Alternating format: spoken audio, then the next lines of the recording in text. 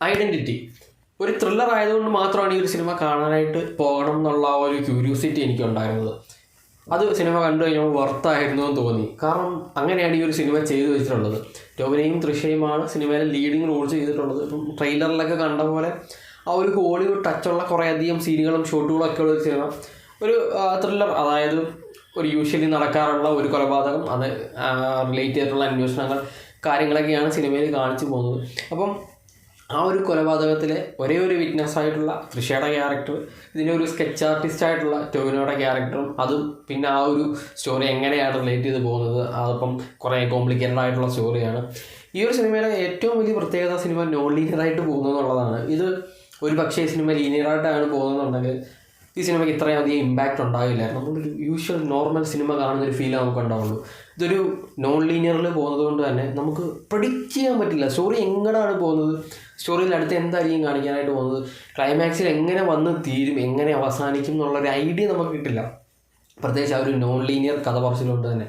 അതുകൊണ്ട് തന്നെ ചിലർക്ക് ഈ സിനിമ മനസ്സിലാക്കിയെടുക്കാൻ നോൺ ലീനിയർ ആയത് പോകുന്നതുകൊണ്ട് തന്നെ സിനിമയിൽ അത്രയും കോൺസെൻട്രേറ്റ് ചെയ്താൽ മാത്രമേ ആ ഒരു ടൈം ലൈൻ നമുക്ക് മനസ്സിലാക്കി എടുക്കാൻ പറ്റുള്ളൂ. പക്ഷേ ഭയങ്കര രസകരമായിട്ടാണ് ഇതിനകത്ത് ആ ഒരു ബാക്ക്ഗ്രൗണ്ട് സ്കോർ ചെയ്തിരിക്കുന്നതും പാട്ട് ചെയ്തിരിക്കുന്നതും ഓരോ സീൻസ് ചെയ്തിരിക്കുന്നതും. എസ്പെഷ്യലി ഇതിൻ്റെ ഒരു ക്ലൈമാക്സിൽ ഒരു 40 മിനിറ്റ് ആ ഒരു ട്രെയിലറിൽ കണ്ടിട്ടുള്ള ഒരു പ്ലെയിനിൽ വെച്ചിട്ടുള്ള കുറേ സീനുകളൊക്കെ ഉണ്ട്. അതൊക്കെ ഗംഭീരം. അതിനകത്ത് കുറേ ക്യാമറ ആംഗിൾസ്, ആ ഒരു ഫൈറ്റ് കൊറിയോ ചെയ്തിട്ടുള്ളത്, പ്രത്യേകിച്ച് ടോവിനോയുടെ ഒരു ആക്ഷൻ സീക്വൻസുകൾ, അതെല്ലാം ഭയങ്കര ഗംഭീരമായിട്ട് തന്നെ ചെയ്തിട്ടുണ്ട്.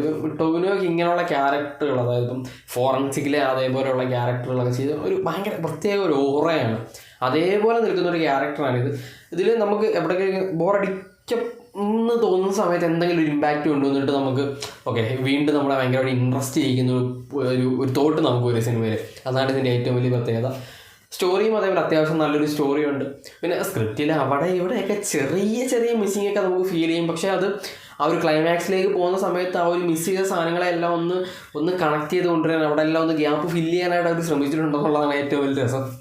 ഒരു മസ്റ്റ് തിയേറ്ററിൽ പോയി മസ്റ്റായിട്ട് കാണാൻ പറ്റുന്നൊരു സിനിമയായിട്ടാണ് ഐഡൻറ്റിറ്റി എനിക്ക് തോന്നിയത്.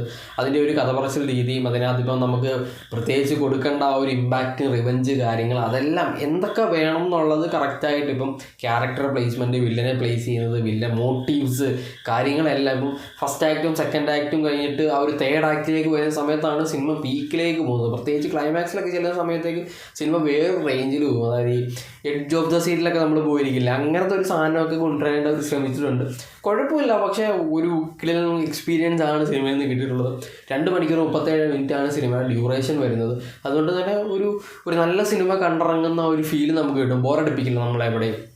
ആ ഒരു ഇൻ്റർവൽ സീക്വൻസ് ആയാലും അത് കഴിഞ്ഞിട്ട് പോകുന്ന സാധനങ്ങളായാലും നമുക്കിങ്ങനെ പടപടാന്ന് കാര്യങ്ങൾ പറഞ്ഞു പോകുന്നു, സ്റ്റോറി ഫ്ലാഷ് ബാക്ക് പറഞ്ഞു പോകുന്ന രീതി, അങ്ങനെ യൂഷ്വലി നമ്മൾ പറയാറുള്ള പോലത്തെ അങ്ങനെ ഒരു സാധനമൊന്നും അല്ല ഇതിനകത്ത് കാണിച്ചു പോകുന്നത്. അതിൽ നിന്നൊക്കെ കുറച്ചും കൂടെ നല്ല രീതിയിൽ ആ ഒരു സ്റ്റോറിക്ക് വേണ്ട രീതി, അതായത് ക്യാരക്ടറിനെ ബിൽഡ് ചെയ്തുകൊണ്ടിരുന്ന സമയത്ത് അത്രയും വലിയ സാധനമാണെന്നുള്ള രീതി തന്നെ അങ്ങനെ വേൾഡ് ബിൽഡ് ചെയ്തുകൊണ്ടിരുന്നു. എന്തായാലും ഒരു കിടിലൻ സിനിമയായിട്ടാണ് എനിക്കിത് കണ്ടപ്പോൾ ഫീൽ ചെയ്തത്. എന്തായാലും കണ്ടു നോക്കുക, തിയേറ്ററിൽ പോയി കാണാൻ പറ്റുന്നൊരു കിടിലൻ സിനിമയായിരിക്കും വീക്കെൻഡിൽ. ഇനി വേറെ സിനിമകളൊന്നും ഈ ആഴ്ച വരാനായിട്ടില്ല. അപ്പം ബാക്കി ഇപ്പം ബറോസും അതേപോലെ തന്നെ മാർക്കോയും റൈഫിൾ ക്ലബ്ബും ഇടിയൊക്കെ കഴിഞ്ഞ മുമ്പത്തെ ആഴ്ച റിലീസ് ആയതാണ്. അപ്പം ഈ ആഴ്ച ഈ ഒരു സിനിമ മാത്രമേ ഉള്ളൂ.